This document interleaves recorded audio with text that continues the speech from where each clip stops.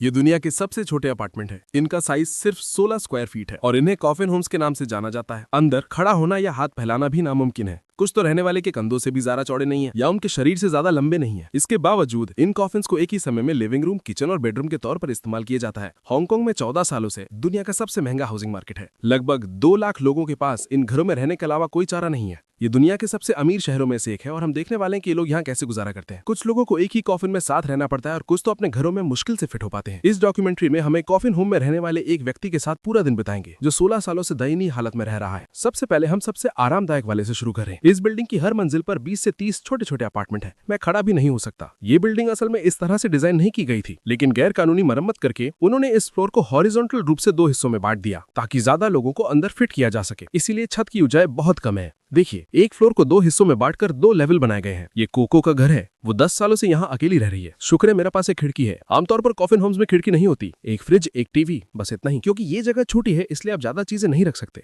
ऐसा लगता है कि उसके राइस कुकर में कॉकरोच फंस गया और मर गया। मैंने इन कमरों में 3 लोगों को मरते हुए देखा है। जब ऊपर वाले लोग अपने दरवाजे बंद कर लेते हैं तो ये जानना थोड़ा मुश्किल होता है कि वे कब मर गए। जब बदबू आने लगती है तो हम पुलिस को बुलाते हैं। पावर लोड बहुत ज्यादा है इसलिए आग लगने का खतरा रहता है। जिस कॉफिनों में हम जाने वाले हैं वो जेल से भी बदतर लगेगा। लेकिन पहले आइए दीवारों को हटाते हैं। अब हमारे सामने सार्डिन मछली की तरह पैक किए हुए दर्जनों लोग हैं। एक 800 फीट की अपार्टमेंट को 30 कॉफिन साइज की यूनिट्स में बांटा गया है। इन घरों में ताजी हवा या धूप के लिए खिड़कियां नहीं है और हर तंग कमरे में एक इंसान चुपचाप डिप्रेशन और एंजाइटी से लड़ रहा है। यहाँ जब 20 लोग रहते हैं और बदबू बहुत ज्यादा है। गलियारा इतना पतला है कि उस सीढ़ी को शू रैक की तरह इस्तेमाल करते हैं। लोग यहाँ ईंटों की तरह ढुसे हुए हैं। नमस्ते नमस्ते नमस्ते। आप यहाँ कब से रहे हैं? लगभग 6 साल से। ओह, यहाँ एक और आदमी है। तो आप साथ रहते हैं? हाँ। क्या वो आपका पति है? मेरा बॉयफ्रेंड। वे ऐसी जगह पर रहते हैं जहाँ एक इंसान भी मुश्किल से फिट हो पाता है। दीवारों के किनारे हुक पर कपड़े, बैग और पर्सनल सामान टंगे हैं। हेडबोर्ड का किनारा ऑल पर्पस शेल्फ का काम करता है जबकि दरवाजा इलेक्ट्रॉनिक्स और केबल से भरा है। सफाई का सामान और बोतलें नीचे रखी हैं। उनका कचरा, जो तौलिया वो इस्तेमाल करते हैं, फास्ट फूड की पैकेजिंग, सब कुछ उस तकिए से कुछ इंच की दूरी पर है जिस पर वो अपना सिर रखते हैं। क्योंकि यहाँ कोई खिड़की नहीं है, वे ठंडा होने के लिए पंखे का इस्तेमाल करते हैं। उसने अपने बाल छोटे कटवाए ताकि उसे ताबूत जैसे घरों में ज्यादा गर्मी न लगे।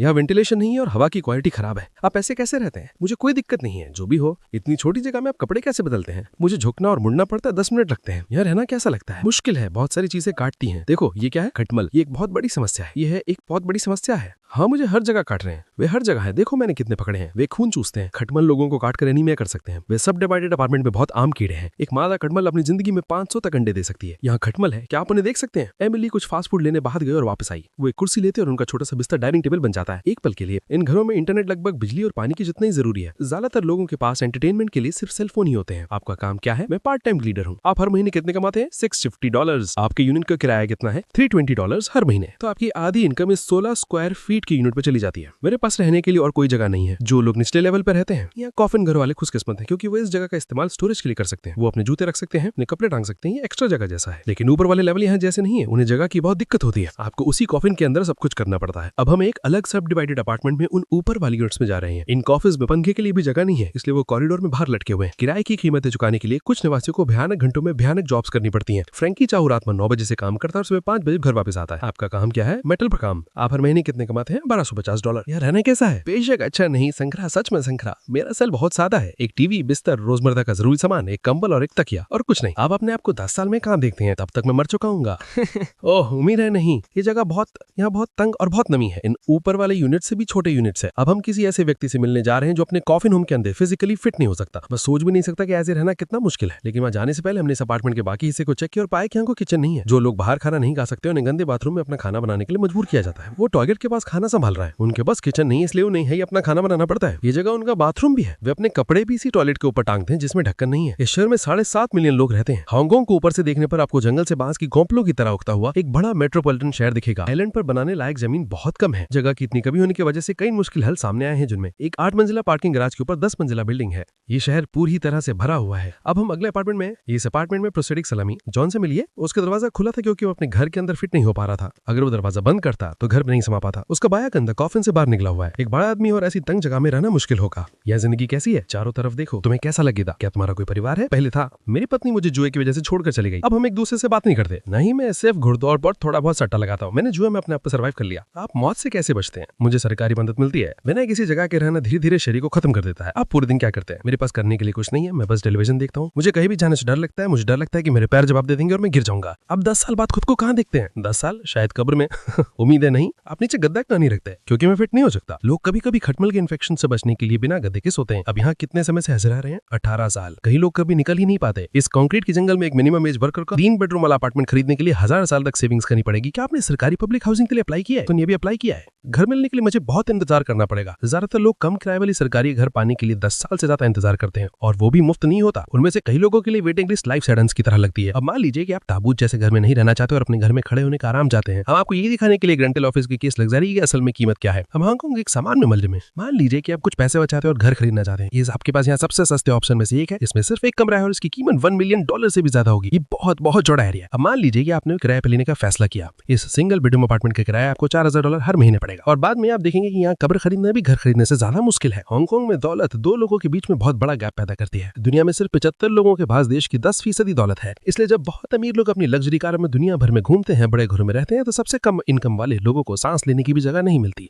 हालांकि यहाँ औसत उम्र 84 साल है, जो दुनिया में सबसे ज्यादा है। लेकिन फिर भी बहुत से लोगों को रिटायरमेंट के बाद भी बहुत ज्यादा मेहनत करनी पड़ती ताकि वो आसपास छूते हुए घरों का खर्चा उठा सके, वरना वो गुजारा नहीं कर सकते। इसलिए बुजुर्ग लोगों को सड़कों पर कार्डबोर्ड इकट्ठा करते हुए देखा जा सकता है। या जीवन में इनकम की असमानता बहुत दुखती बात है। ये दिन और रात जैसा है। अगर मकान मालिक को पता चल गया था मुश्किल में पड़ जाएंगे। मुझे कोई फर्क नहीं पड़ता वो इसे किस लिए फिल्म आ रहा है, वो में बाहर निकाल सकती है।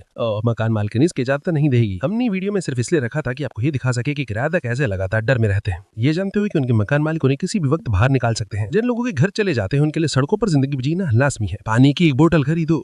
मैं वाकई में प्यासा हूँ। ढक्कन को वाले में मेरी मदद करो, मुझे वहां रख दो। धन्यवाद। उसे प्यास लगी थी क्योंकि जुलाई साल का सबसे गर्म महीनों में से एक है। उस समय हांगकांग में महसूस किया जाने वाला तापमान 110 डिग्री F था। यहाँ बहुत गर्मी है, बहुत ज्यादा नमी है। जैसे ही मैं इस नए अपार्टमेंट में गई, मुझे गर्म और सीलन भरी हवा लगी। छत पर बहुत ज्यादा फफूंदी लगी है। कॉफन होम्स के अंदर की हवा सांस लेने के लिए सुरक्षित हवा से 4 गुना ज्यादा प्रदूषित है। एंट्री में पूरी तरह से गंदा है। एक रहना बना गंदी जगह पर जोरदार पोछा लगा रहा है। पानी जो लगातार फर्श पर टपक रहा है। जीने से बिस्तर भैद खाने ले जाकर कबिल वही सोच सकते। पीना नहीं, खाना नहीं, सोना नहीं, बस आसपास की बच्चा जाने बहुत मुख्य वक्त थी। मैंने पोछे में देखा कि वो एक स्पून की अपनी जगह से लट पकड़ उसको पकड़ने में कर लिया। अब दंग जाने के कुछ नहीं हंके पूछे हम बीच में से लाल अपने कुछ मुनि की थोड़ी बारों से एक की तरफ मैंने की उनसे नालंग की गरबा चुच में हैदर सिंह बीच में से जुवानी की नो वो मेरा जैस्मिन तो हरियाणा सब मन बन रहा है मुझे मैंने कोई सब बजा ले तो बात बताओ मुझे बात में बता दी मेरी स्क्रीनिंग बनाना मैं देने तो मेरे मुंह में बोल के दादा चुप को बनना वो मैं को बोल बाबा तुम दे तो बना फॉलो बना दो तो पर मेरे बोल मैं बना वहां जब ना अपने को बादन के लिए मैंने सब बनी बीच बीच में सब तो मुझे बने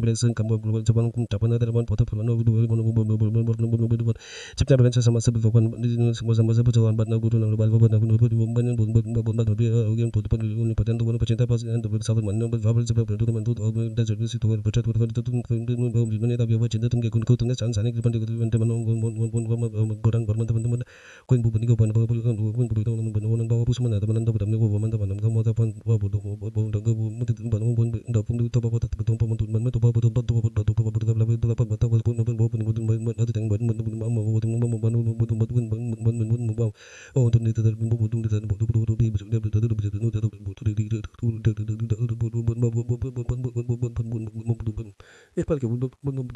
इन घरों में इंटरनेट लगभग बिजली और पानी की जितना ही जरूरी है। ज्यादातर लोगों के पास एंटरटेनमेंट के लिए सिर्फ सेलफोन ही होते हैं। आपका काम क्या है? मैं पार्ट टाइम क्लीनर हूँ। आप हर महीने कितना कमाते हैं? $650। आपकी यूनिट का किराया कितना है? $320। तो आपकी आधी इनकम में 16 स्क्वायर फीट की यूनिट में चली जाती है। मेरे के पास रहने के लिए और कोई जगह नहीं है। जो लोग निचले लेवल पर, यहाँ कॉफिन घर वाले कुछ किस्मत है, क्योंकि वे इस जगह का इस्तेमाल स्टोरेज के लिए कर सकते हैं। वो अपने जूते रख सकते हैं, अपने कपड़े टांग सकते हैं। ये एक्स्ट्रा जगह जैसा है। लेकिन ऊपर वाले लेवल जहाँ जाने नहीं है, उन्हें जगह की बहुत दिक्कत होती है। आपको उसी कॉफिन के अंदर सब कुछ करना पड़ता है। अब हम एक अलग सब डिवाइडेड अपार्टमेंट में उन ऊपर वाली यूनिट्स में जा रहे हैं। इन कॉफिन्स में पंखे के लिए भी जगह नहीं है, इसलिए वो कॉरिडोर में बाहर लटके हुए हैं। किराए की कीमत देने के लिए कुछ निवासियों को भयानक घंटों में भयानक जॉब्स करनी पड़ती है। फ्रैंकी चाहो रात 9 बजे से काम करता है और सुबह 12 बजे घर वापस आता है। आपका काम क्या है? मटल का काम। आप हर महीने कितने कमाता है? $1250। यहाँ रहने कैसा है? बेशक अच्छा नहीं है संकरा, सच में संकरा। मेरा सेल बहुत सादा है। एक टीवी, बिस्तर, रोजमर्रा का जरूरी सामान, एक कंबल और एक तकिया, और कुछ नहीं। अब अपने आप को 10 साल में कहाँ देखते हैं? तब तक मैं मर चुका हूँ।